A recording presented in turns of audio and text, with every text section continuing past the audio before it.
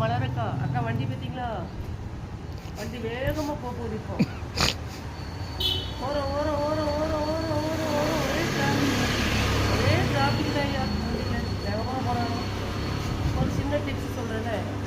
கடுக்கா பொடி இருக்குது பார்த்தீங்களா? கடுக்கா பொடியை காலையில் ஒரு டம்ளரில் ஒரு அரை டீஸ்பூனோ இல்லை 1 டீஸ்பூனோ போட்டு குடிங்க.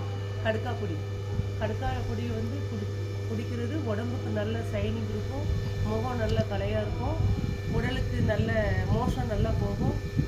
கடுக்கா பொடி இந்த முட்டு வலி எல்லாத்துக்குமே நல்லா கெட்ட நீரெல்லாம் கடுக்கா பொடி எடுத்துருது.